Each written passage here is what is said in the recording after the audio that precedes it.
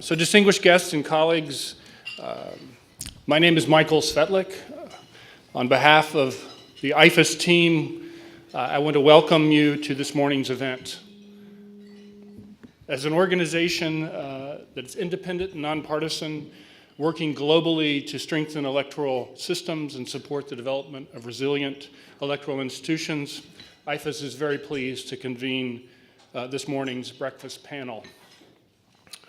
Today's panel, comprised of our distinguished guests, will provide a comparative perspective on recent cybersecurity efforts of election officials and organizations in 4 countries: the United States, Australia, Taiwan, and Mexico. We will also hear about new research in cybersecurity and elections and an innovative new approach to helping election management bodies better manage cyber vulnerabilities and threats. By way of introduction for this morning's topic, for successive election cycles in the United States and elsewhere, election officials have come to realize that cyber attacks on election infrastructure pose a significant threat to election integrity and the confidence and trust that is necessary for credible election processes.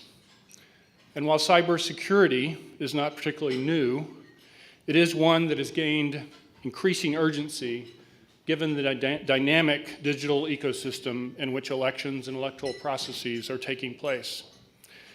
It was only several years ago that the primary perpetrators of attacks, cyber attacks, were viewed to be internal political actors.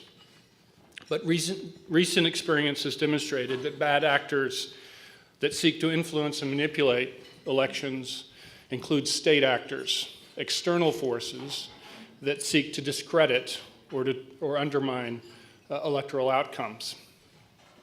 I anticipate that today's discussion will be both highly relevant and timely and part of your experience in learning about both the United States and its efforts to combat cybersecurity, but also the comparative experience of others.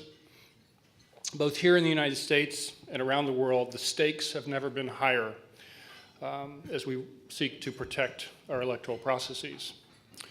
As Americans go to the polls today in what may be record numbers for a midterm election, there is intense interest on how vulnerabilities at various points in the electoral cycle are being addressed.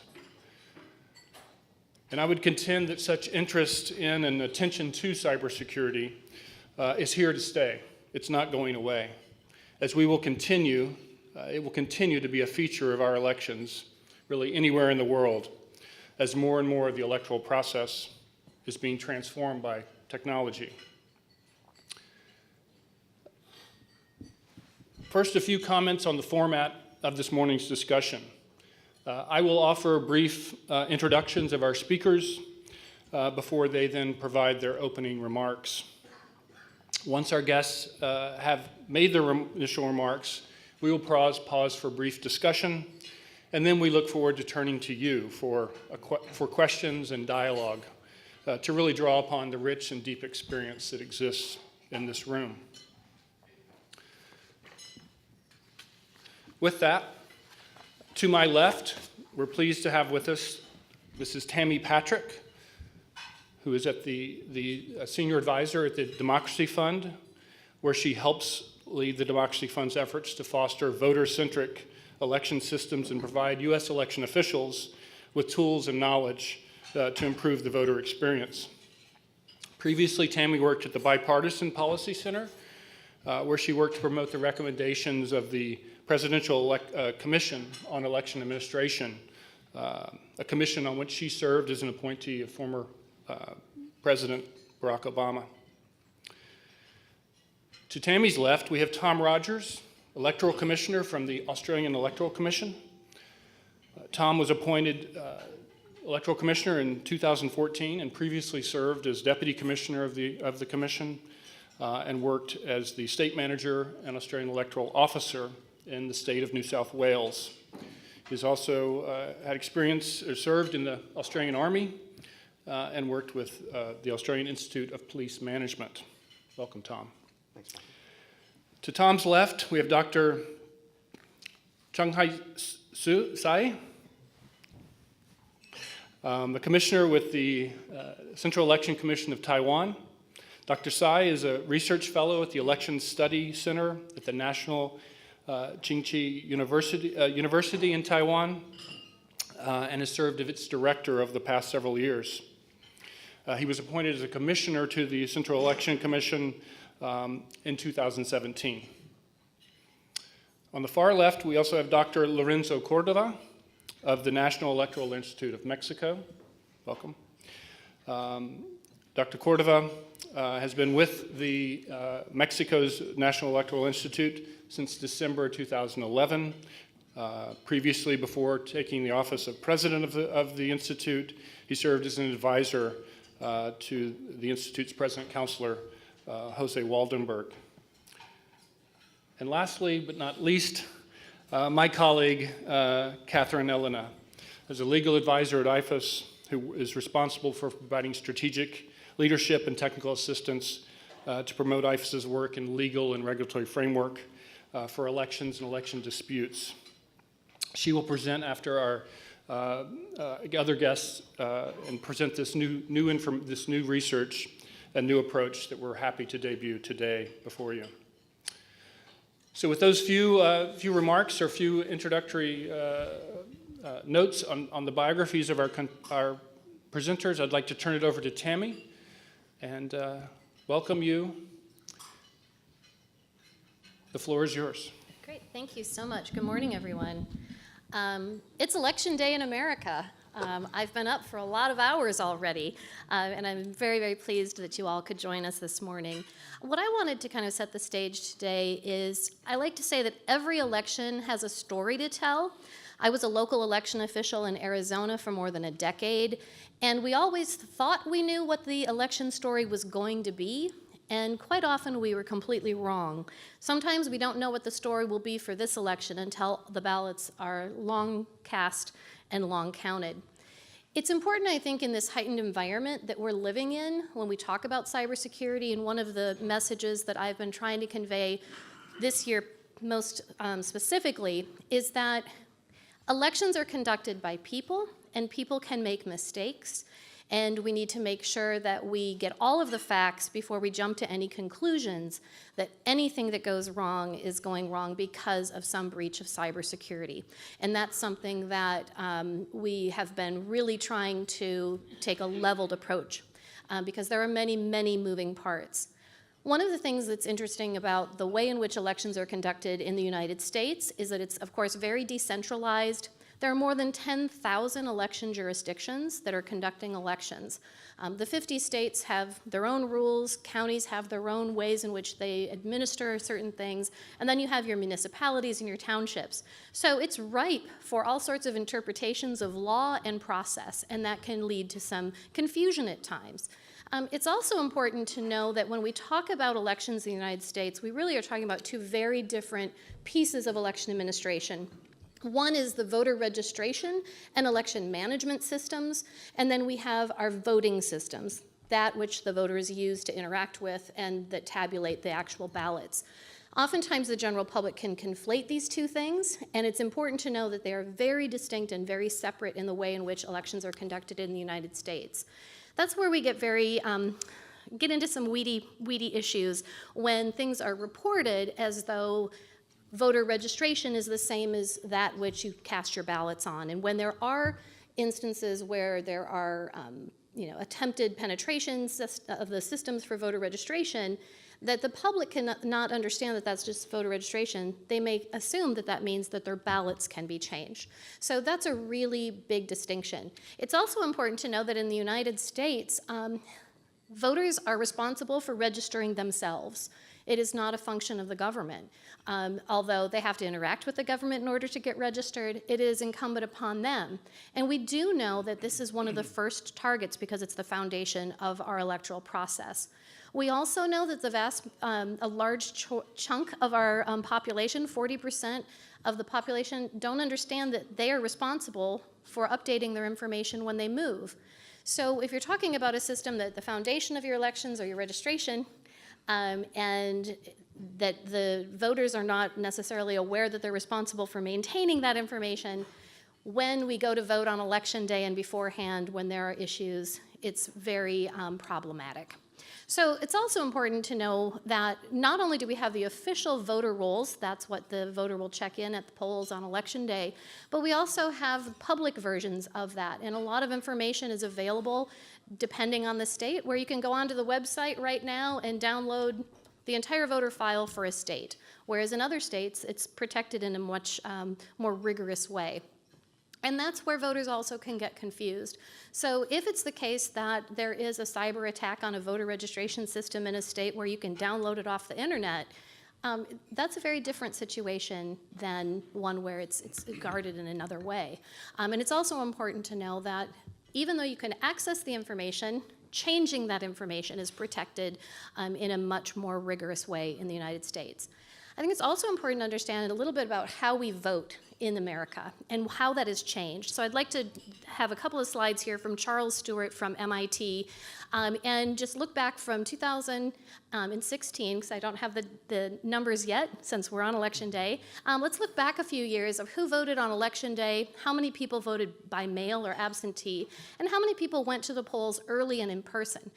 This chart is interesting, but the way I like to look at it is this tertiary kind of plot where election day is at the top, voting by mail is on one bottom of the axis, and early voting is the rest. So if we look at the snow globe of elections, as I like to refer to it in the United States, when given options, voters do not choose to vote only on election day. They like to pick when and where they vote. So what we know is that when voters have those choices, we also can identify if there are attacks on our voter registration system early on in the election cycle.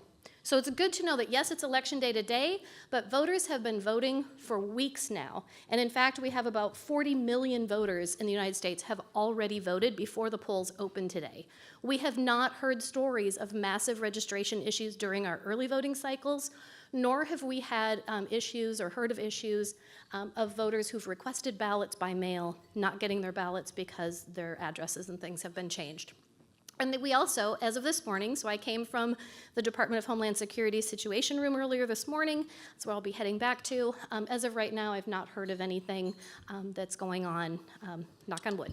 Okay, so one thing to also address some of the questions is what have we seen over the course of the last couple of years? And we do know that misinformation is a different type of attack. It's not on the election administration side of it, but giving out information that ballots don't count, suppressing the way in which people turn out to vote, also gives them an impression that their vote doesn't matter and their vote doesn't count, and why should they show up anyway. So that is an attack on our fundamental freedoms. It's important to know that our provisional ballot process, which is something we do here in the United States, that all of them are reviewed and all of them that are eligible will be counted. There's a myth that's out there that ballots by mail and provisional ballots don't count unless the race is close. Well, that's just a fallacy. We do know that in the last year and a half, 2 years, elections have been declared critical infrastructure in the United States. Up until that time, it was not designated critical infrastructure, and what that has brought has been a way in which the federal government, state government, and locals can communicate information more effectively with one another when, in fact, there are issues that arise. Because here in the United States, we have older technology that's being deployed and used today all across the country. Some of this is dot matrix printers are still in use in many elections offices. I know, it's true. And you might think, well, that's terrible that it's so old, but young hackers have never seen a dot matrix printer, so maybe there's some security in using vintage, we'll call them vintage things. So is it a bug or a feature that your voting equipment, you have to deselect an option? It's not intuitive. Many of these, the equipment that's deployed in the United States were created well before the iPhone. Okay, so remember calibrating your screen? Anybody here remember when you used to have to get your stylus out and calibrate the screen on your phone? That's the technology that's deployed in many polling places today across the country. So the reality of funding support to replace voting equipment in the United States, it's up to the local officials to pay for it. And that's where people have to be resourceful and make sure that we have proper testing of the equipment before it's deployed, and really good maintenance protocols. But we do know that it's aging, and that it's going to all need to be replaced eventually. So who's going to pay for that is certainly something that we're looking at. The other main part of, I think, documenting and securing against cyber issues is making sure that your physical security and chain of custody is well documented. And that's something that we've been promulgating best practices for quite some time. And then to wrap up here briefly, there's an interesting tension that local and state officials have kind of come upon in this new environment. One, you're absolutely right. Cyber issues are not new, but I think that now we understand that, in fact, a local official in a city or town does not have the capacity to guard the elections process against foreign nation states if they have the intention to attack. The sophistication is great, and we need to make sure that we have all of the proper defenses in place. The tension arises that election officials like to be transparent. They like to talk about what they do to secure their systems, and now they're being told, don't talk about that because you don't want to somehow expose where your other vulnerabilities might be. And that's a very interesting tension that we're seeing across the board. And then lastly, what's going to happen tomorrow after all the ballots are gathered in? There'll still be, in some cases, millions of ballots to count. The jurisdiction I was in, we had about 2 million registered voters, and we would have 500,000 ballots that were dropped at the polls on election day or that came in through the mail that still needed to be processed and counted, and then the auditing begins to make sure that, in fact, eligible voters were, in fact, the ones who cast their ballots. We always had the oh my God pile because, again, we were working with poll workers, our neighbors, our family and friends that have volunteered to work the polls. One of the shiny new objects in elections here in the United States is called risk limiting audits, and that is a statistical audit that's done that, in fact, demonstrates that the correct winner was declared. It's very different than an audit that says this exact machine counted accurately, and that's something that is kind of spreading across the country. But we come back to fighting that misinformation, and I think that this is an example from 2016. It actually was from my former jurisdiction in Maricopa County, and they took 2 different pictures and put it together and said that they were going to be sweeping polling places, that ICE was going to be there looking for individuals who were in the country illegally and voting fraudulently. So this is something that we continue to combat. And we do know that the real Achilles heel of our democratic process here in the United States, and I think worldwide, is not in the physical or cyber security of our voting systems, but in the confidence our citizens feel when they head to the polls and in their electoral process.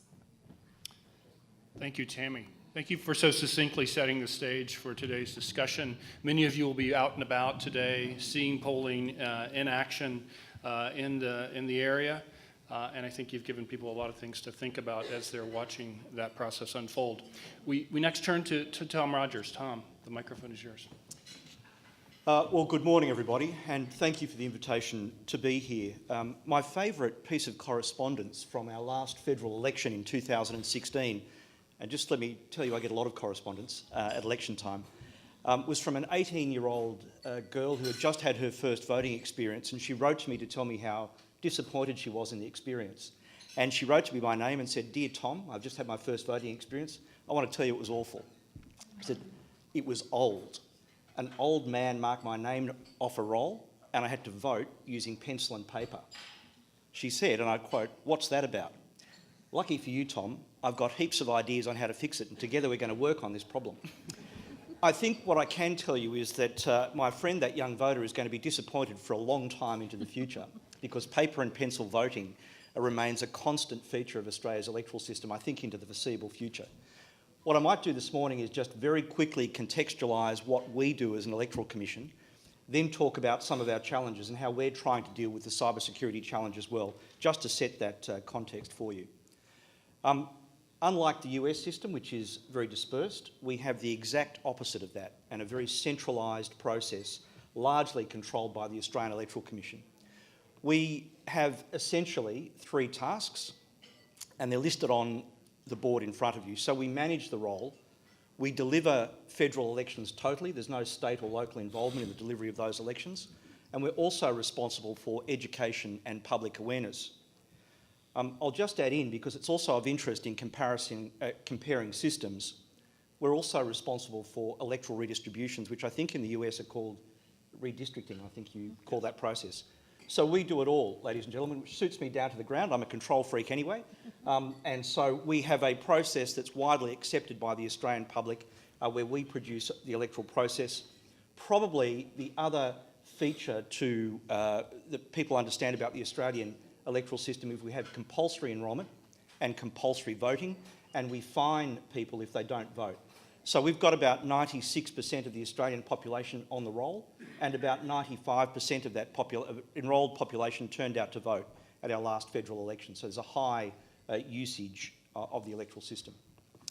And just some stats, of course, it's a small election compared to everywhere else, but there's about nudging up towards 16 million voters. The Electoral Commission is totally responsible for that. We don't have fixed term elections, by the way. We get 4 weeks' notice. So in my view, it's kind of like setting up a Fortune 500 company with 4 weeks' notice, running it for a couple of weeks and then dismantling at the other end. Australia is a large country. As it says there, we have a large number of mobile teams. They go remotely all over Australia by plane, boat and car to ensure that all Australians are able to have their vote.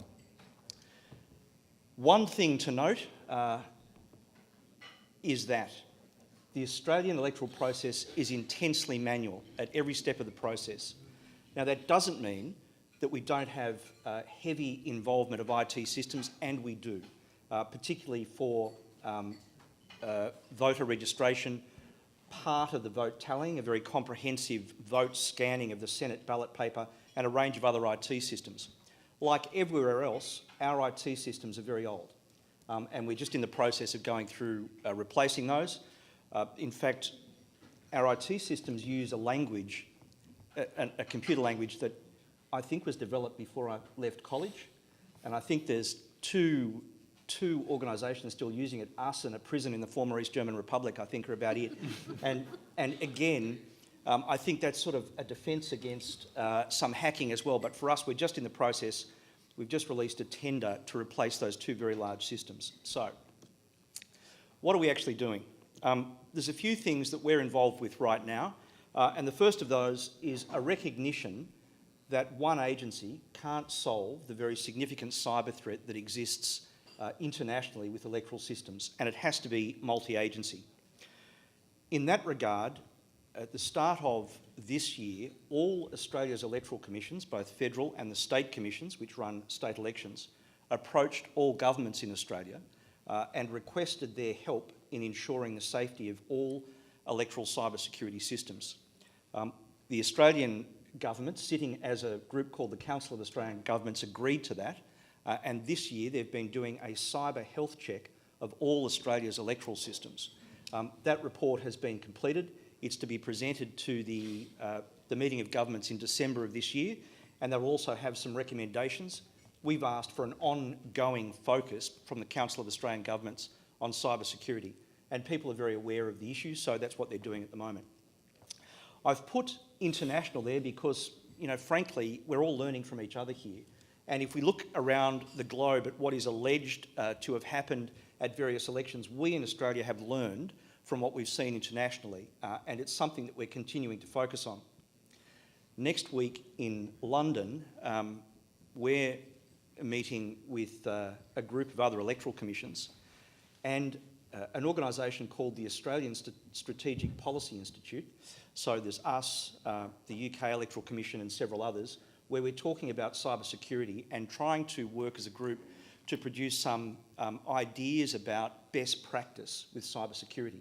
So that's next week. It's part of our reach out internationally and also demonstrating that we can't do this on our own. I've put up there clear tasks. When a crisis occurs, everyone wants to help solve it. And so, probably just like in the US, there are multiple agencies currently involved in the issue of cybersecurity, which is great, but it can be too much and it can create blurred lines about what responsibilities are. So at the moment, we're really trying to define who is actually responsible for all aspects of cybersecurity. As the Electoral Commissioner, I have responsibility for delivering Australian elections and their security, but we're trying to make sure that we have a very clear understanding within the organs of government who actually can help with that and what the roles are. And it's a critical part of the process to make sure that there's one agency responsible for it. Partnerships. We are continuing to work with partner agencies to learn more and more about this process. Again, what we're doing here this morning, I think Michael and Tony, is about that partnership issue, learning what we can do and learn from others to make sure that we're doing a reasonable thing in securing our system. So that remains part of what we're doing. And the final point I've made there is emerging BAU.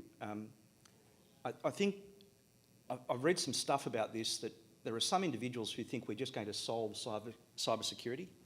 It's not solvable. It's something that's a challenge that will remain, and we have to make sure that it's not just an emerging threat that we're treating, it's actually business as usual. It's part of what we do, that we have to make sure in an ongoing way that it's sustainable, that our approach to cybersecurity remains sustainable into the future. It's not just a novel thing.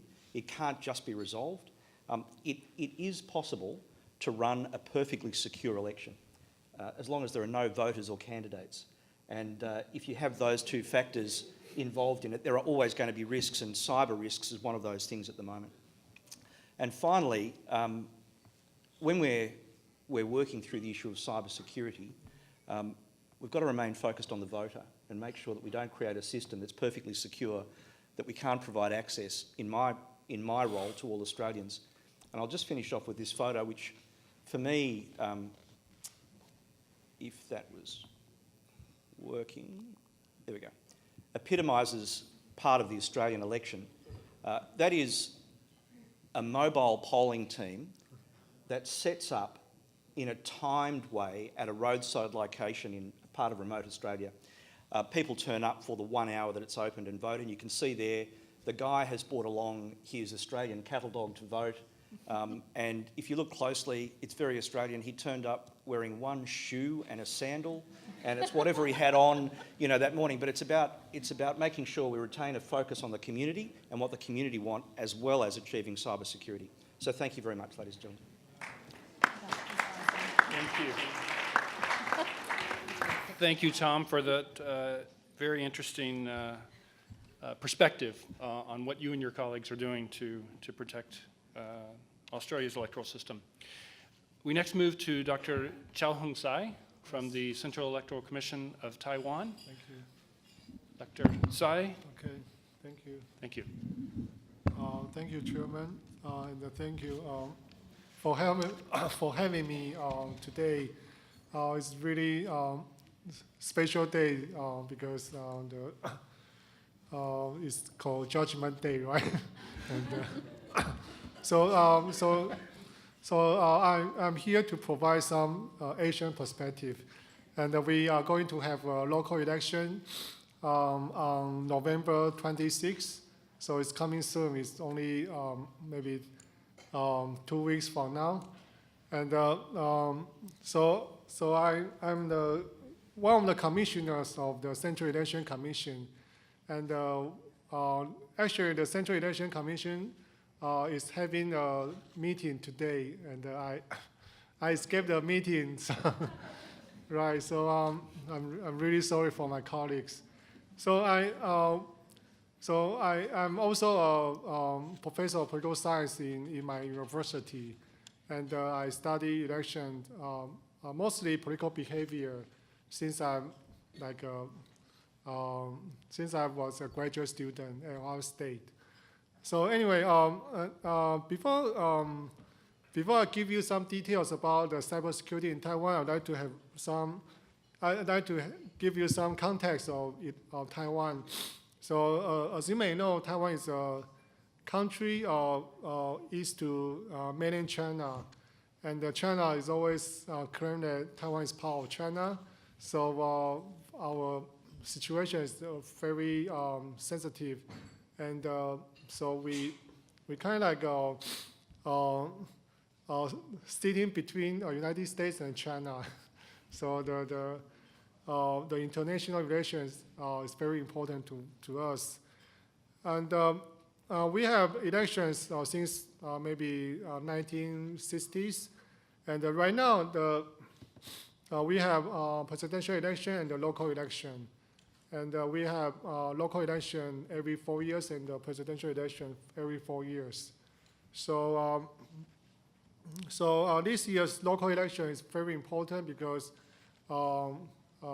even though this is not about any turnover of party, but because we are a small island, so every county or city really matter for the upcoming presidential election in 2020. Okay, and so the number of eligible voters is about 16 million. It's just about Australian, right? And but we are a bit smaller than Australia, of course. And right now we are still using paper ballots with stamps, right? So we are not using any automatic voting machine or optical scanner. We really use paper, and we put stamps on the ballot to show your selection of candidates. So it's really like Australia, really intensive manual, and of course it may the security issue may be not as serious as automatic voting machine, but beforehand there are many electoral fraud in Taiwan. So maybe it's the reason why people still don't trust automatic voting machine. Okay, so we can. So this is the timetable of timeline of our coming local election. Okay, so I don't know where we are right now, but so we are going to decide how many paper ballots we are going to print, and then we will, of course, we will make sure the ballot paper is printed and the number of paper ballots is correct, and then we will have election on November 23. Okay, so you can see in the early stage, we will make sure the safety of candidates, and then we will make sure the security of campaign. Of course, it's not our responsibility, it's about the government and the whole law enforcement. And we will make sure the better printing security. And because this election is very special, this station will be held with 10 referendums. So right now we have to recruit maybe double the size of poll workers than before. So because many people don't want to work in the polling station from 7 to maybe 10 p.m. because you have referendum ballots to count, right? Then we have to we have to make sure the cybersecurity. Okay, so the basic structure is that we have county and township commissions, and about that we are a central election commission. So we have lots of computers, and each computer will go with backup system to make sure the computer is okay, is operationalized, right? And we will have like a counting center in the Central Election Commission. Okay, about the cybersecurity, given that we are using paper ballot, so the cybersecurity is all about the transmission of data, right? We don't want any people hacking the transmission of data, right? So when the data is transmitted to the county and the city election commission to election operation center, we are using the VPN. It means all the computers are in the intranet instead of internet. So in doing so, we can make sure that the hacking, the risk of hacking is very, very small, right? And we, of course, will have backup system for our data management. Okay. So we have a couple measures to measure the cybersecurity. For example, we have Security Overseas Center to monitor the communication of election data. And all of the county and township computers are now on internet, and no USB are allowed on county and the township computers. And only certified computers can be connected to the intranet. So so we also scan every computer for malicious software to make sure nobody can steal the data or change the data. And we also have some kind like DDoS attack monitor to make sure if someone hacked the system for whatever reason, we can monitor the stream, and if necessary, we can find out the IP, and we can do some countermeasure to avoid loss of data. Okay, finally, we have a couple of exercises to practice. And first of all, we will check the internet speed, and then we will check if anything like electricity breakout, we can do manual counting, right? And we will check the backup system to make sure the backup is always taking place. Then we will open the system, not open the system, but explain the system to the press to get the confidence of the mass public and to make it transparent. Okay, so that's what we do, and I hope our paper counting experience can contribute to the cybersecurity issue. Thank you very much.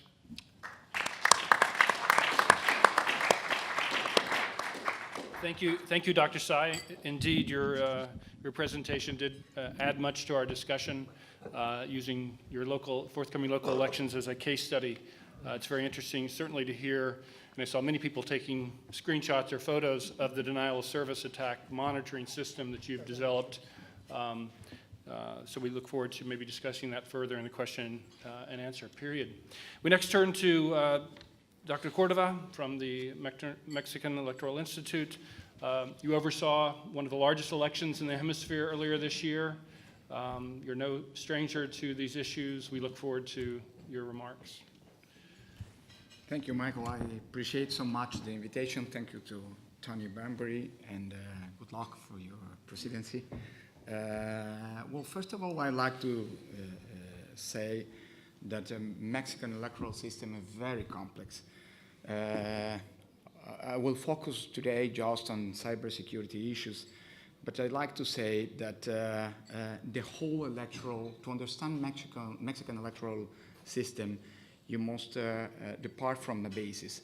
The whole system, I mean the rules, the procedures, and the institutional design is focused on inoculate distrust. I mean, the key word to understand our electoral system is how to fight against distrust because of a large history we had in this sense.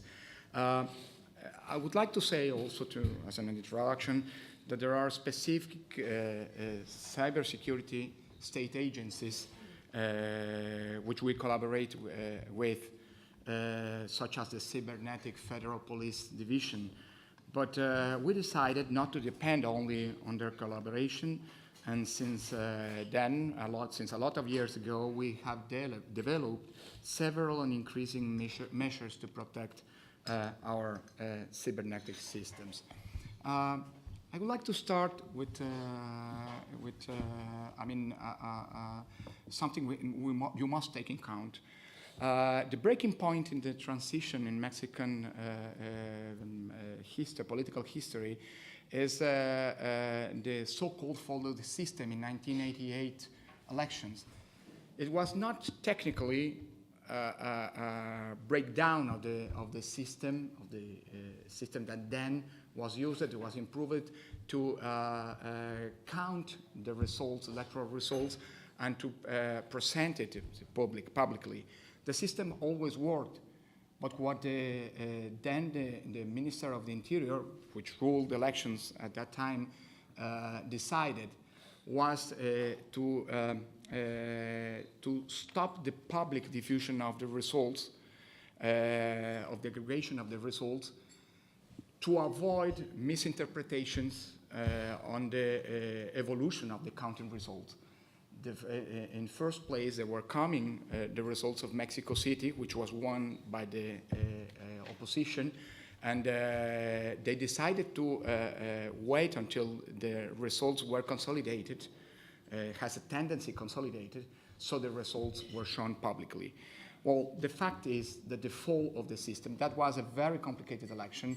There were many accusations of fraud. There were many proofs of fraud, of manipulation of the result. So we have, our demon or a black beast, in Mexican electoral history in that moment, and the fall of the system is always present in the further electoral reforms.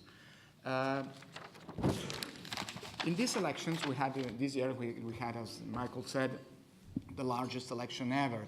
Not just because of the number of potential voters, almost 90 million, 89.2 million voters, but also because of the number of polling stations that we had to install, more than 100, almost 157,000 polling stations. The number of polling station officers, we had to recruit almost 1.5 million people receiving a counting vote. We also have a manual counting, an analogic counting vote system, such as in Taiwan and Australia. But the fact is, we had the largest number of posts on challenge, more than 3,400 posts were elected at the federal and local level. We had the largest election ever. And we have, the challenges to face what is a problem around the world. I mean, after 2016 elections, the hacking menaces and the fake news menaces were present elsewhere in which elections were run. So we identified these 6 great points. I won't stop on all of them. I think Mexican improvements in this election to fight against fake news and misinformation, it's a case study. I mean, we were very successful. Right now, we are the only EMB at the world that has subscribed agreements with both Facebook, Google, and Twitter to fight against misinformation, not with the censor logic, but with the logic to fight misinformation with information. Allocating information verified on the social media in which the people, the users, are in contact with what we identified as fake news. But I won't stop on that point. If you want, we can deeply go in the Q&A session. Essentially, I would say that the whole logic of protect our system, our cybernetic systems, had 2 tiers, essentially. The first, to get the largest information we are capable from starting and developing synergies with academia, social media gestures, with the enterprises which provide us of our main systems, such as Microsoft or Oracle. The whole systems are based on Oracle platforms, and then translate those experiences into technical innovation. I must say that we decided, since a long time that the whole systems we will use during elections, information systems, public providing results or preliminary result systems and so on, are in-house made. we decided not to depend on outsourcing. We have a very large cybernetic division with a cybersecurity division also. The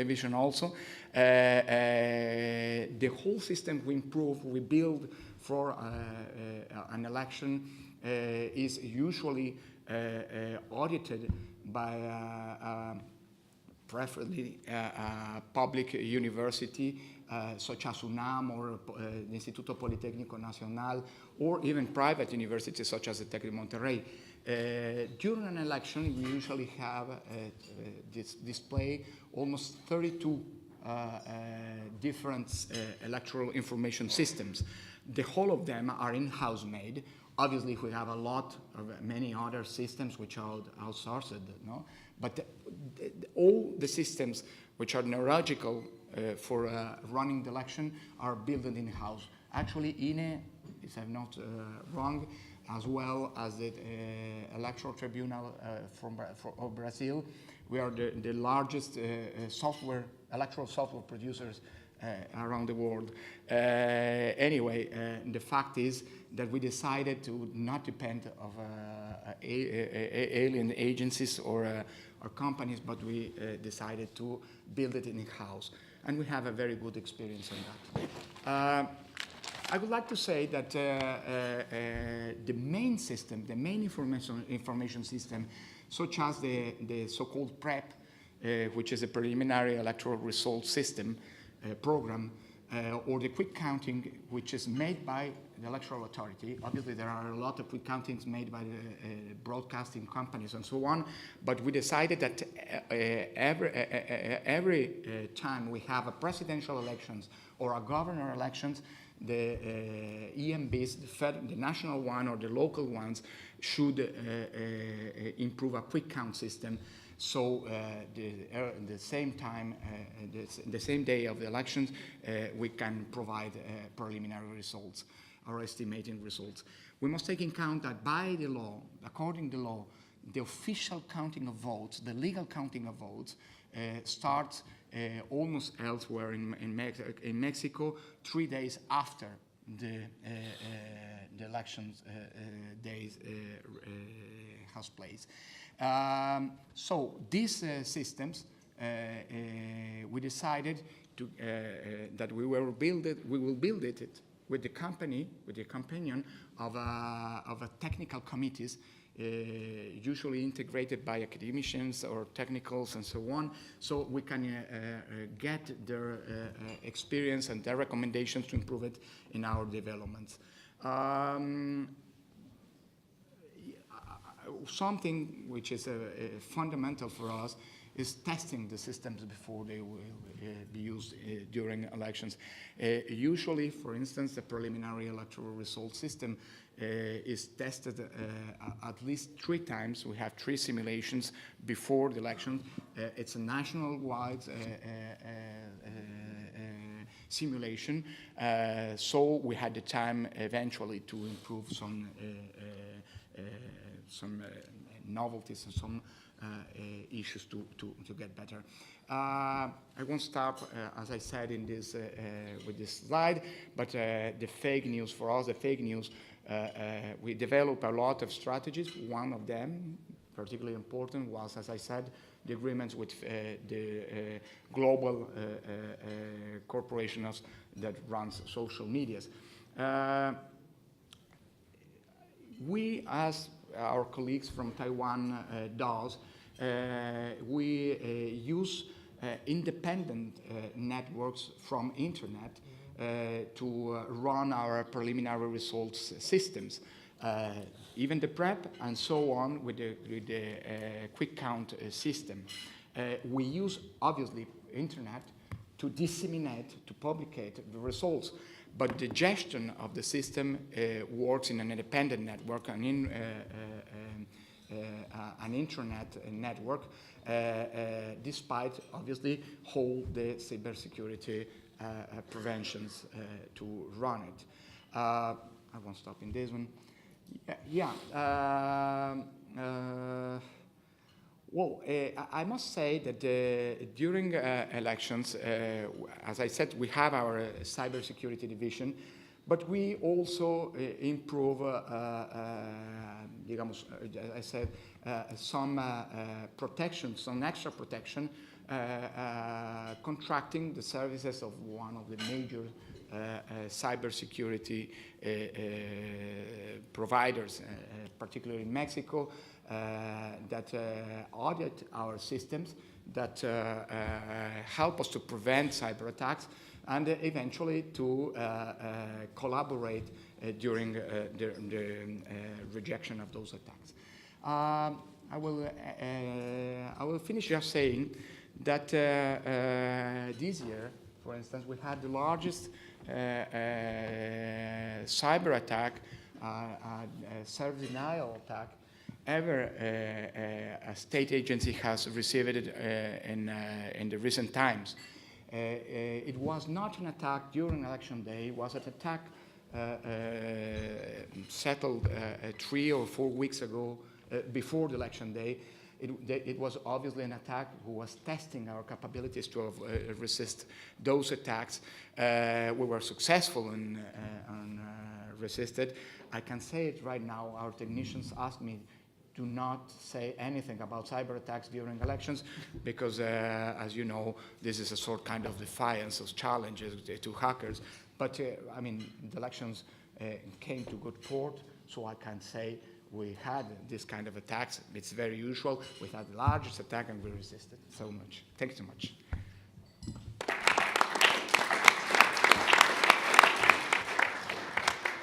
Thank you very much, Lorenzo.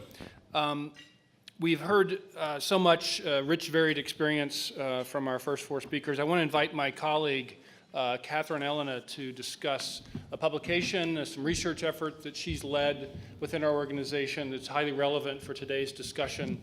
We provided a copy of this at your place, and I encourage you to take it with you and consume it. Katie, the floor is yours. Great. Well, thank you, Michael. Thank you, Tony. And just to say it's a privilege to be up here with such distinguished election managers who really are at the fundamental epicenter of managing political transitions in your country. So I think we very much salute you for the challenges that you face. So as Michael said, I'm just going to touch on a little bit of research that IFES has been doing focused on this issue of cybersecurity in elections. And maybe I should quickly say to Tom, I loved the photo at the end of his presentation with the guy with one shoe and one sandal. I think I'm from New Zealand. It's lucky that I even showed up in shoes today, so I enjoyed that. But the fundamental question that our research was looking at here is how can election managers secure their systems from all of these increasing vulnerabilities, but at the same time try and protect transparency. And I think Tammy touched on this in her comments about that fundamental tension that election management bodies have to deal with. And so I think I just want to address briefly in a few remarks some of the biggest misconceptions around cybersecurity and elections in particular. And I think the first is that it's primarily an issue for IT experts. And the second misconception, I think, is that it faces the same cybersecurity challenges as other fields, which I think is not the case. So looking at point 2 first, I think we know that cybersecurity is just an increasing preoccupation for many fields, so banking, healthcare, energy, national security. So similarly for elections, cybersecurity just has to be a fundamental part of securing the different systems. And I think, as Tammy said, there are very different parts of the electoral process that might be digitized. It's not sort of a holistic area that we're looking at. And I think a key point for elections is those sorts of actors who want to undermine the system are increasingly innovative. So there's no point in looking at cybersecurity challenges from the last election. You need to be looking at how to secure your next election. So I think, as Tom had said, it's just an ongoing concern, and we need to be looking forward rather than trying to address those vulnerabilities that have come up in the past. And I think Indonesia is a great example of this.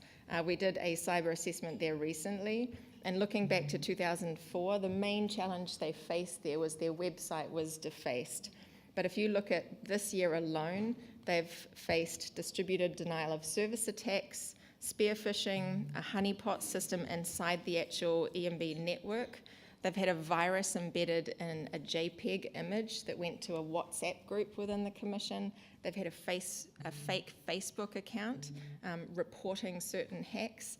They've had an actual website hack of their own EMB website, and they've had a hack into the results transmission system. That is just this year alone. So these are the security challenges that these election management bodies are actually facing. So then on the other piece of it, at the same time, elections, as we all know, fundamentally sit on a platform of public trust. So election administrators have to act extremely transparently to try and ensure that the results are verifiable and obviously ultimately accepted. And internationally, courts are actually focusing on this a lot, and there's been a lot of court cases around the world recently requiring different types of transparency. So for example, in India, requiring a very clear paper trail from their voting machines. Germany, public scrutiny of the voting machines themselves. Clearer instructions was a Finland case. More transparency in election technology in Kenya. And in Austria, public access to the source code. So as you can see, the threats and vulnerabilities are going up, but at the same time, so is that demand for transparency. So it's equally important to be able to protect both of those things, but how do you do that? I mean, how do you have a black box in the sense of security and a glass box at the same time? And I think, as Lorenzo said, the elections in Mexico are built on this platform of distrust. And so there's more and more of a challenge when you are facing declining public trust or have that platform of distrust. I think in the US, traditionally, there has been high public trust, but I think Gallup has put some stats out recently that public trust in the honesty of elections dropped from around 59% in 2006 down to 30% in 2016. So as that trust goes down, both of those elements in terms of security and transparency have to go up. So the challenges for our friends on the panel here are just becoming greater. So then in terms of point one, the misconception about whether cybersecurity is just for IT experts. So maybe why is a lawyer like myself looking at cybersecurity? I think most people would prefer to keep lawyers out of as much things as they can. But how did I first, I think, come to look at this issue? And that goes back to the Kenyan presidential election in 2017, where in Kenya, the use of election technology is prescribed very carefully in the law. They require an integrated electronic electoral system, biometric via voter registration, electronic voter ID, electronic transmission of results, all integrated. The technology in the law must be simple, must be accurate, must be verifiable, must be secure, accountable, and transparent. There are deadlines in the law for procurement, there are deadlines for testing, and they have extremely prescriptive guidelines, for example, access to source codes and stable telecommunications networks, which I think, as we know, are not necessarily something that the EMB can control. So the law required the Election Commission to draft regulations to implement all of these prescriptive provisions. So I was out in Kenya helping to try and develop those regulations ahead of their election. And it was a very politicized process because I think political actors are looking to manipulate how that technology might be used. There was a lot of court cases around the procurement and huge challenges in putting the election technology in place, including the fact that the director of the IT department in the Election Commission was killed, someone that we had been working with. So it's very high stakes. And I think, as most of you in the room know, the election was ultimately annulled, the presidential election, and a big part of that annulment was simply the fact that the electronic transmission of results was not clear and verifiable. Even though the counting, the polling, everyone concluded, even the observers, that it was well done. So the conclusion for me, certainly looking at that, is a focus on just protecting the technology is not the answer. It's a mistake, I think. We need to look at the environment within which that technology is actually being deployed. So that's where some of the research came from.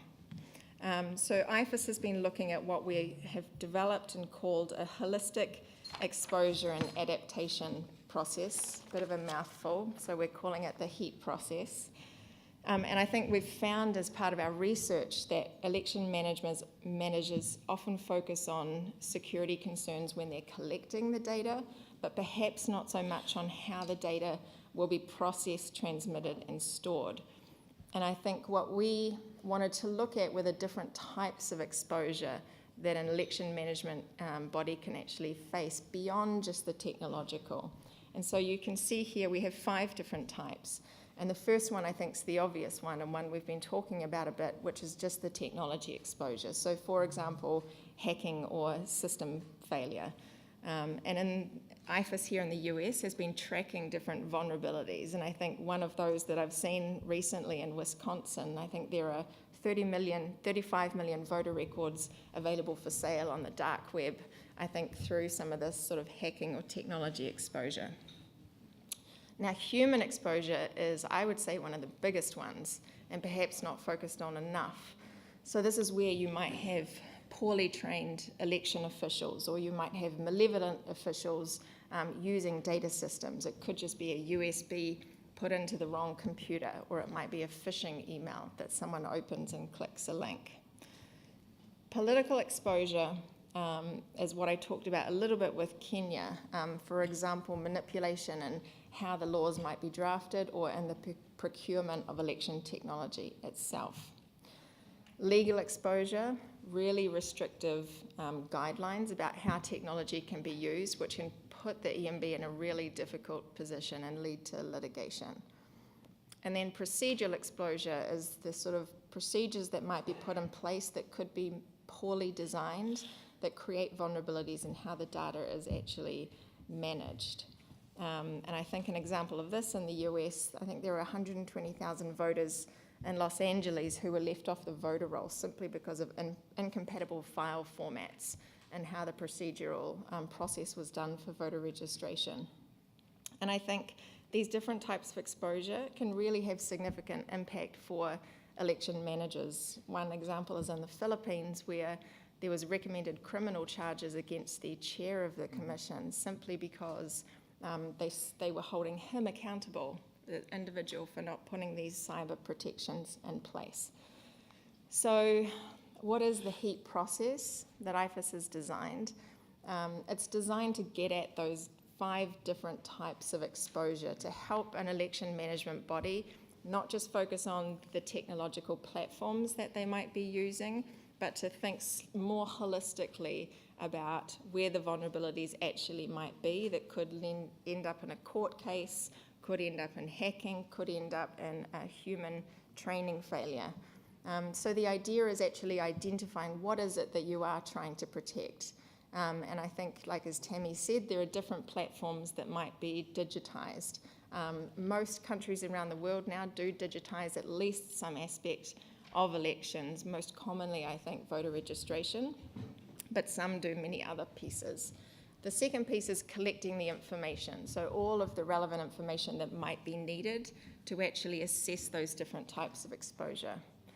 The third is using those types of exposure or analyzing the materials that you've collected to really identify what the vulnerabilities are. So we might think it's a hacking potential vulnerability, but is it a human vulnerability? Is it a problem with the platform? Is there an issue with the legal framework that's going to have the Election Commission show up in court? So that's what we're really trying to find out here. And then the exploit piece is kind of the key to the HEAT process, where we work with the Election Commission and go through a simulation, and I think we've talked a bit about simulations and tabletop exercises, and we really throw at the Commission all these vulnerabilities that we have discovered. We are running this in Ukraine this week and throwing a lot of different vulnerabilities to just test how the Commission adapts or responds to them. And then obviously the last piece is how can the Commission adapt to some of those vulnerabilities that we have identified and the way that they responded to those.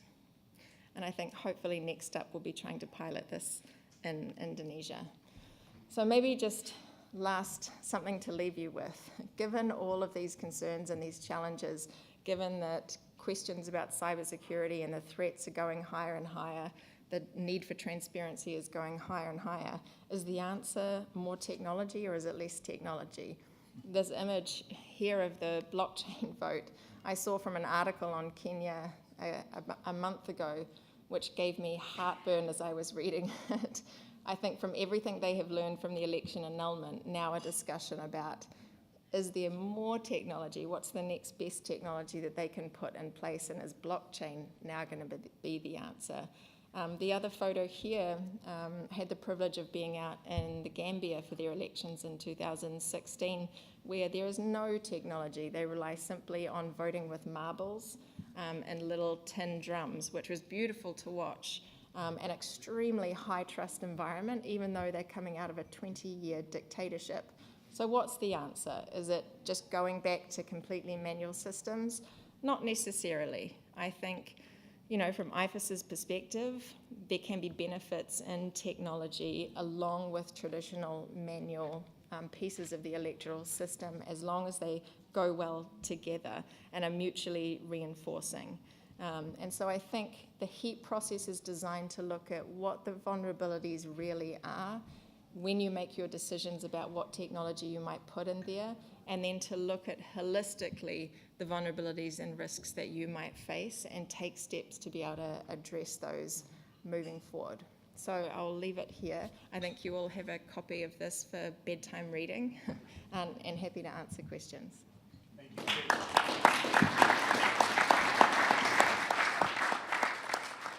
Very much. We're extremely proud of this work and felt it was important to add it to this broad-ranging discussion. We now are going to turn to a question and answer period and look forward to your questions or comments. I ask my colleagues with microphones to get in position. As they do, as prerogative of the moderator, I'd like to pose a question perhaps to Tammy to begin. As many of you in our audience will be immersing yourself today in the U.S. election process, Tammy, I'm wondering if you could maybe discuss in perhaps some detail, what's different from when you were running elections in the western state of Arizona today than 10 years ago or sometime in the past when you know, perhaps the issues faced were the same, but perhaps practices are different now. Give us some compare and contrast to understand what's different today. Certainly. So everything old is new again. So back when I first started in election administration in the early 2000s, we had the Help America Vote Act, and gone were the punch cards, in came technology as the saving grace. And of course, there was a lot of pushback on the black box and that there weren't paper records. And so at that time, there was a lot of conversation about how do we, in fact, leverage exactly what's been discussed here today, utilizing the best of technology and the best of manual processes to make the most comprehensive and accessible and secure system. So I would say that what has changed is that there are some places, so I'm not sure if you're going to be in DC, Maryland, or Virginia, and or all three. They are all done very differently. In fact, if you go to different jurisdictions within Virginia, you're going to see different types of voting equipment being used because it's up to the local officials on what kind of equipment they purchase. So what I would say is, as you go around, look and see what the voting equipment is that's being used. Maryland just recently replaced all of their systems. They used to have only a touchscreen voting machine, and they returned to paper ballots last year, or 2 years ago, rather. And so you'll see a wide variety in just this very small area of the country in how people are, in fact, interacting with their government and registering their votes. One of the things that has also changed is when I first started, it was kind of monumental to say that election administrators needed to be IT managers. That was kind of a revolutionary process to think of, we're not only in this paper-based system anymore, we need to be embracing using things like electronic poll books and some of these other devices. Whereas now we're saying that's not enough. Now you also need to be a cybersecurity expert. And so the administration of elections has changed a lot, but because in many places our voters are still using the same voting equipment they used 10 or more years ago, their experience can in fact have not changed, sadly, in some places. Great. Excellent. And perhaps I'll ask one more question to Lorenzo, if I might. I think it's been mentioned by a couple of speakers, there's a tension between being transparent, building trust and confidence, and being safe. You were, during the electoral period in Mexico, you were very active on social media, very active and being in front of some of the issues that were being thrown at you. Could you address that issue of how you look at that issue of tension between transparency and safe security? Well, I think there is not a tension, actually. I mean, if you understand, particularly in a particular way, what to be safe is and what to be transparent, on the other hand, is. I mean, in all what has to do with this cybersecurity, we make a huge bet on this election. But on the other hand, let me say in this way, we came, as INE, from a very contested local elections last year. In 2017, we had elections, very complicated elections, very contested ones, in the state of Mexico and Coahuila particularly. Local elections in Mexico requires a collaboration between the National Electoral Institution and the local electoral EMBs, and the local EMBs. There were some mistakes,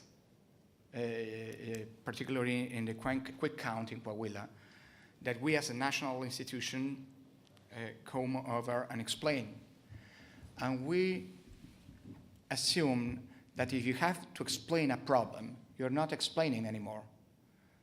You're making damage control. So explaining suppose to be transparent in this sense, suppose to get very proactive and become, as an EMB, a sort kind of a communication agency. So there are many electoral procedures which are very hard to explain, very technical, very non-accessible to the comprehension of largest people, many people. So the challenge is how to explain those complicated procedures, technical, understandable procedures, in a very easy way. So we decided to become, with a pedagogical perspective, a sort kind of open institution to explain in advance what we had to expect in the further procedures. For instance, the quick count, we explained the quick count, how the quick count works, what scenarios can we expect from the quick count results with several months of anticipation. We had a very bad experience in 2006. Many people claimed there was a fraud. What I think it happened to us then is that the EMB, the former Federal Electoral Institute, could not be able to explain and to solve many of the accusations that political actors were pointing on. So, I think one thing is to blindate our procedures, our systems, and so on. Another thing, which goes parallelly, is the need. I think it's not just a Mexican need. I think it's a need we have to face all the EMBs around the world in the times of misinformation, of post-truth, and so on. And we must become essentially an information agency. And that's how we face, I think, modestly, successfully, this challenge this year. Yeah, thank you. My colleagues are in position with microphones. If you wish to address a question, someone will come to you. Please identify yourself. And if you could identify if you are directing your question to a particular person. Good morning. My name is Ana Osorio from Colombia. My question is for Dr. Lorenzo Córdova.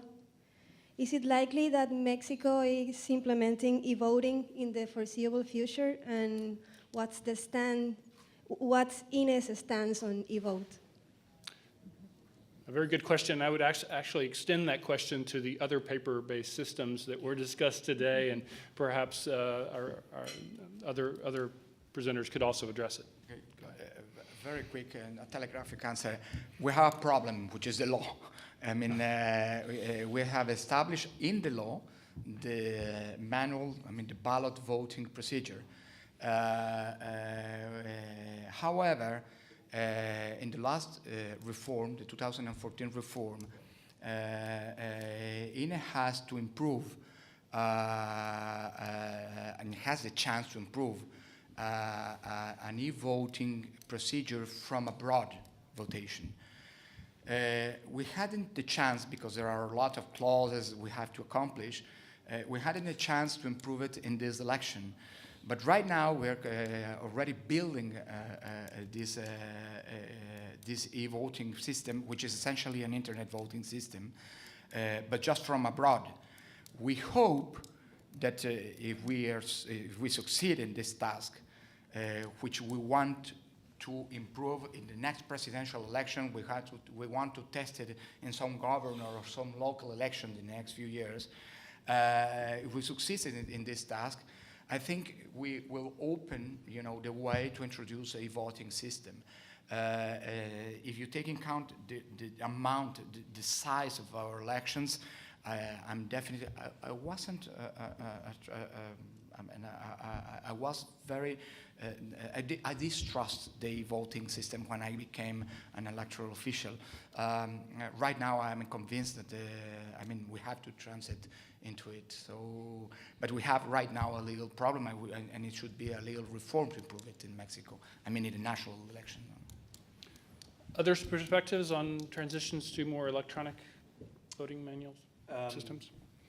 I'll choose my words carefully here. There's some domestic political sensitivities around that particular issue. Yeah. So for me, federally at the moment, there is no prospect of that occurring.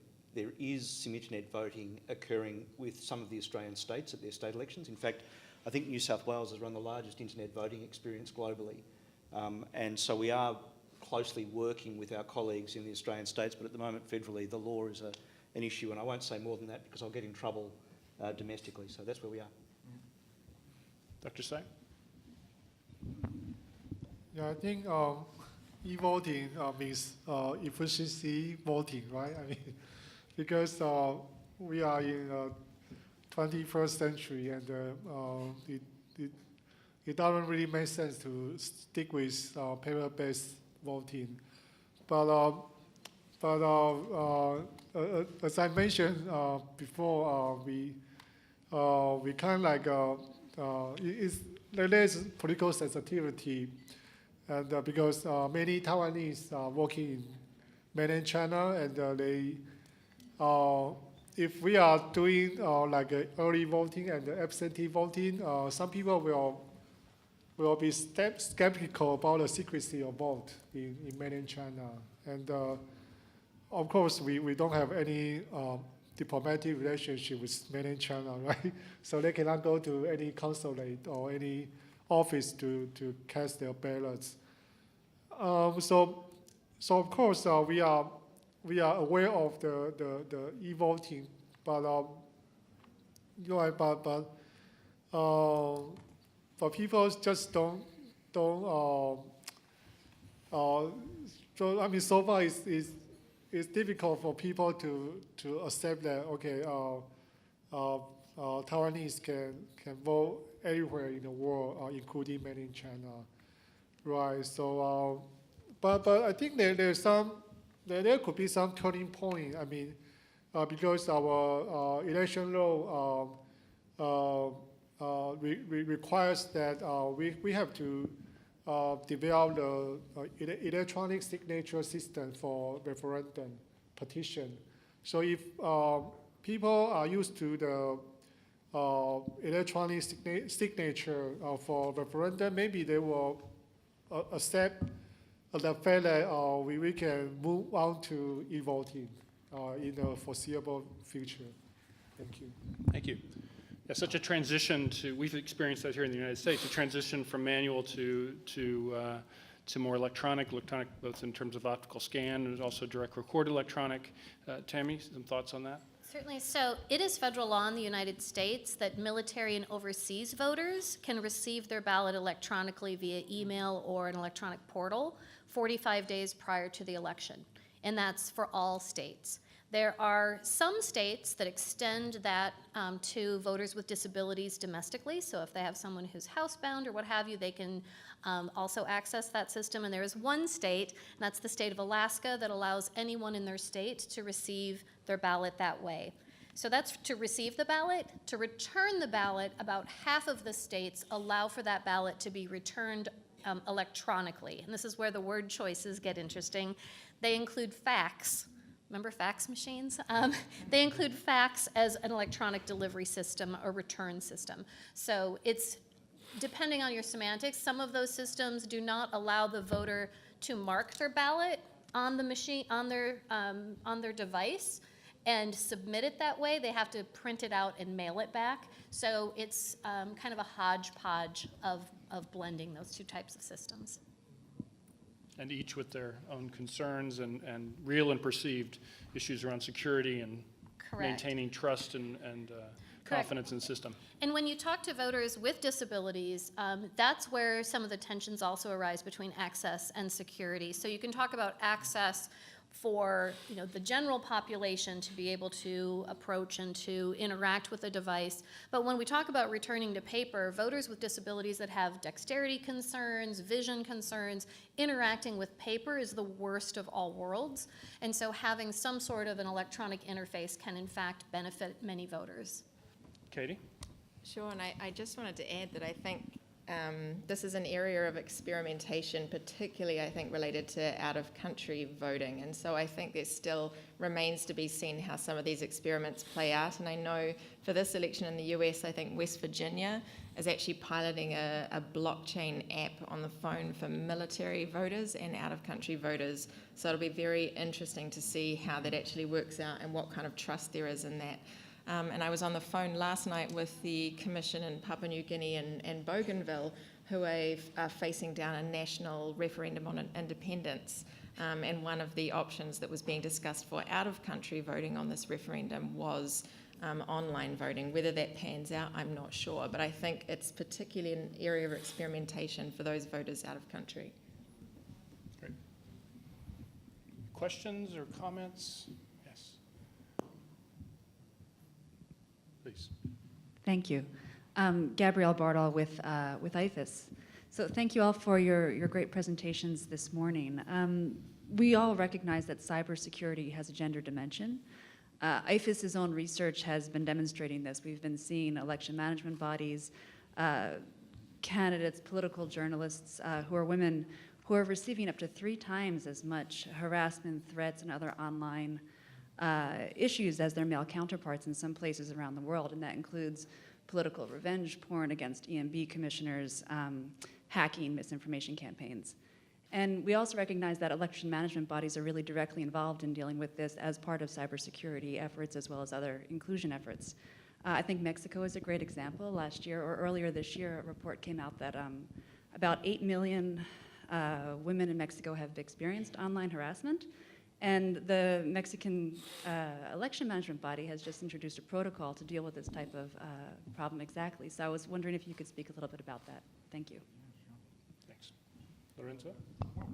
It hasn't to be, I mean, the protocol, right now we're working on a second version of that protocol, enriching ourselves from this first experience. It hasn't to be exactly a protocol with cyber attacks or with gender cyber attacks or so on. I mean, we have a problem. We have huge steps and political participation of women. The last electoral reform established a parity principle. We are with 8 other countries. One of those who established in the Constitution the parity principle in the postulation of candidacies. We improved this year several affirmative actions to maximize the participation of women. We have a problem. The political parties set the rules and are the first who try how to break them. No?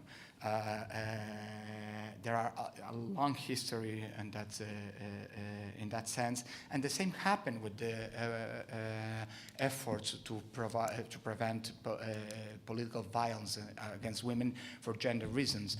Right now, for instance, we are discussing. There is a discussion at the Congress goes beyond this protocol on settled law. What we do until now is to set on, social networks, institutional networks, so the women who suffer some kind of harassment, political harassment, had the chances, and the companion of the EMBs to present denounces and to focus and socialize those cases.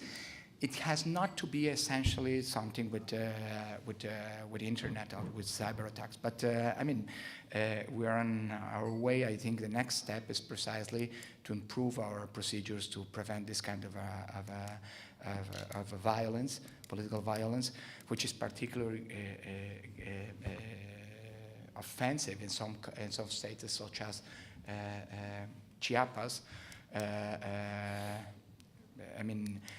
One political party in this election, after they won several seats at the local Congress, forced the formulas of women to avoid a woman to force it to renounce, so the substitute, a man, gets in the post. We have formulas, gender formulas. If you have a woman, the substitute is a woman, so on.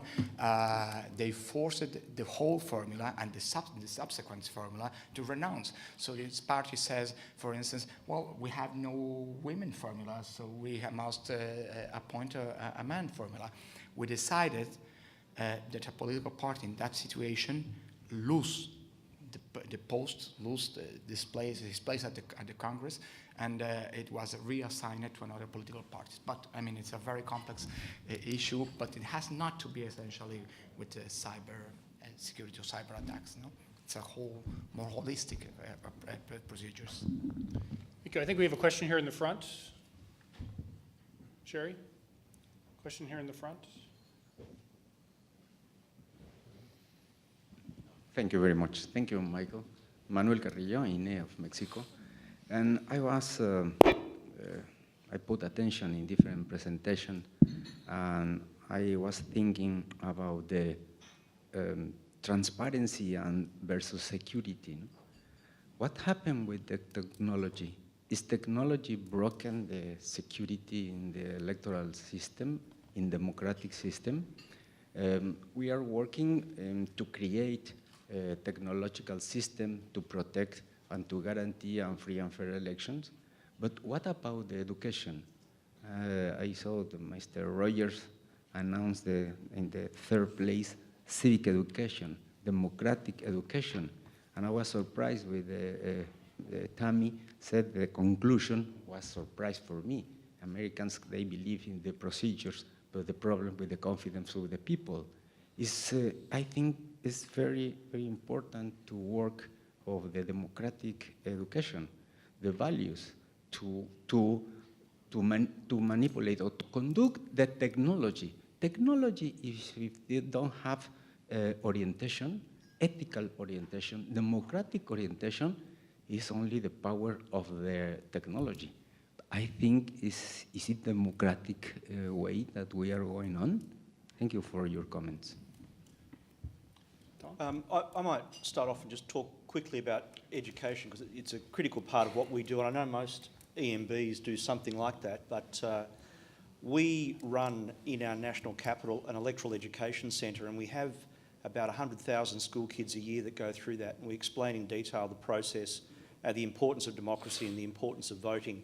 We do reach out to schools. We actually run school elections if requested to do so. We have a website called Get Voting, and we provide ballot materials to schools. The only stipulation is if we help the school run an election, it has to be a real election. It can't be an election where the headmaster or principal then picks the winner anyway after the election. So we've also helped other countries build similar centres. The Australian government, the Department of Foreign Affairs and Trade, built a replica system in Nepal to help the Nepalese electoral commission. So education remains critical. Around the world, trust in government is going down.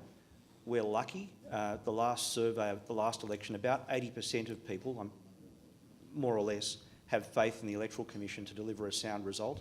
And I think part of that isn't about technology, it's about education and reaching out into the community and demonstrating what you're doing. Yep.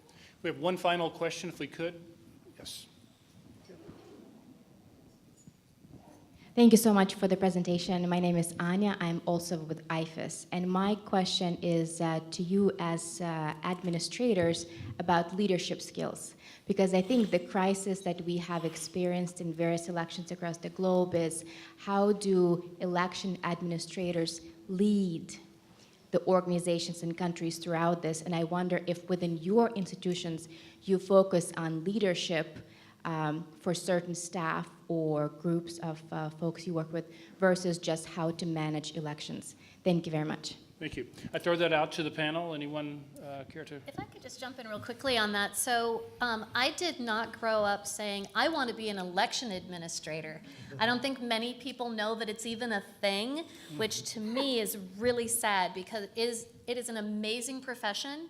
You get everything you could possibly want. The law, you get, communications, you get psychology, psychiatry, you get everything, right? So I think one of the things that the Presidential Commission on Election Administration that I was on, one of the things we really talked about is how do we professionalize the election administration field? How do I identify young people in colleges and universities where we have public administration programs in every university for the most part, and none of them, with the exception of one or two, have an elections channel. So trying to expand that so that we can attract people to this field early on, and then also providing additional extended professionalism programs across the country. So there are a few of them that are out there currently, and that's one of the things I'm working on now is how do we leverage some of the state associations of election administrators to improve the content that they use in their own meetings and conferences to improve that professionalism in order to address some of these changing needs of what the profession really means.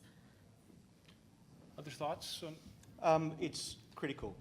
We've just spent more on learning and development and leadership development in this electoral cycle than we have in our 40-year history for that very reason. I think that if you haven't been in an election management body, if you haven't been attacked, and it's very difficult to produce a result. At the intro you said I had an ex-army background. Our 2013 federal elections, some of the candidates accused me of running a military coup in a whole range of things, which really conflated my ability. I thought I was quite proud of that. I thought that would be pretty good. But the ability to deliver is about leadership when you're under attack, and I think every EMB would have the same issue, and we're heavily investing in that at the moment. It's critical, absolutely critical.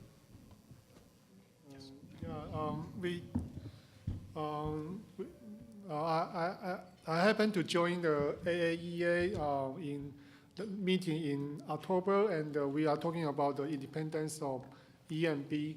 So I think the issue of independence of EMB is very critical because it means if you are not independent, the president or the administration can pick someone who are really skillful and who are really a real leader of the EMB. But if the EMB independence is challenged by the parliament or by other government body, you have to pick a leader who can defend the EMB and to secure the budget.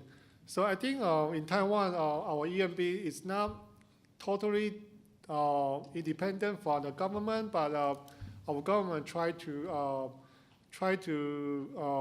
find someone or find a team who are really neutral in terms of politics and who are well prepared to learn new things. And just like other panelists say, we have to work with NGO think tanks and other international EMBs. So I think it's not about a leader. It's not about a single leader. It's about a team, and we try to maintain the integrity of the team and try to deliver the promise of fair and free democracy. Okay, thank you. Lorenzo, the last word. Yeah, thank you. I'd like to depart from this statement, particularly in Mexico. EMBs do not only organize elections. In many ways, we're the referee of the electoral competition. So I think Eduardo Galeano was right when he wrote a story about the referee. And he said the referee is condemned to have a bad word from everyone, from the people who wins because they win despite the referee, from the people who loses, obviously because they lose because of the referee. So I think leadership, electoral leadership, do not depend anymore right now only on technical skills and, organizational skills. I mean, to run an EMB right now is not only a technical matter, it's not only, a professional matter, it's also a communicational matter. I think EMBs we are condemned, if you want to say point to point in this way, to become more and more communicational experts. In the case of INE, the General Council right now is integrated by 11 people. I mean, the president and 10 more councillors. And, well, I think the key of our success is to horizontalize decisions. Obviously, there are some decisions that the president must keep by itself, must conduct, but he has to convince all the team so the team could work as one. And if the communication is so important, you have to avoid that, particularly during elections, an EMB has 11 different voices. There must be an organized concert of voices in which we split the work, we divide the work, but in the same sense. So it's very complicated. I mean, it's not only a joy to be a great experience to be to lead an EMB, but also it's very hard. After this work, we can do anything. We can become psychologists, we can become scholars, and so on. I mean, but it's a great chance in our professional lives, I assume. Thank you. Very, very conveniently, this question overlaps with some other work that my colleague Katie Ellena has been involved in, and she would say a few words in response. So you are going to give me a last word. Last word. Two last points. I think, Anya, the question about electoral leadership is fundamental. And as Michael said, it's another area of research for IFES. We've been developing a curriculum specifically targeted at electoral leaders at the commission level, but then certainly the senior staff as well. And as part of it, we wanted a very strong evidence base. So we have surveyed electoral commissioners, former commissioners, electoral leaders all around the world, and we've done some in-depth one-on-one interviews with them. One of the first questions we ask them is, what would you tell yourself if, on that first day of the job or when you were deciding whether to take the job? Every single interviewee has said, I would tell myself, do not take the job. So it is an extremely difficult job, and I think only those in that position know what it's really like. So having a curriculum that draws on some of those experiences, I think, is very invaluable, and something we've been rolling out starting in Sri Lanka this year. And I want to just make one last comment on the question around education. I think it's fundamental, obviously, not just for public understanding, but also public as partners in what to actually advocate for to help the Commission. And I think there's so much energy that can get sucked out of the room on cybersecurity and all the attention that's paid on that, and it might obscure what are the ways that your electoral system is actually vulnerable. And when I think about the US, I think there's been an argument for some time now that the decentralized process of managing elections is actually one of the strengths, because it would be very hard to hack or have an impact on, both because there's distributed management, but also because the machines are different in every place, and that makes us more secure. But I don't think that argument holds anymore. Perhaps it did once. But in terms of the Electoral College and other structures in the US, there are actually, you don't have to change all the votes. There doesn't have to be some large conspiracy. You only have to change a small amount. I think it was something like 1.1% or 1/10 of 1% of the voters who turn out on election day. And it's in geographically defined areas. It's in those swing states. So is the vulnerability there, the cybersecurity around what's being used, or is the vulnerability structural in terms of the decentralized electoral system? And so I think sometimes our singular focus on cybersecurity can detract from the true vulnerabilities that might exist. And I think education and public outreach can help make sure civil society are partners in advocating for the real changes that are needed. Thank you, Katie. Thank you for joining us back to the United States and the U.S. Election process that so many of you today will go out and see for yourself firsthand. This has been a great conversation, a great panel. As we conclude, I'd like to invite forward IFES President and CEO Anthony Banbury to provide closing remarks. Tony, as we've known him already in just a few days, joined us last week as our new leader, and we're delighted to have someone with his deep international experience and commitment to human dignity and democratic rights leading our organization. Tony, please.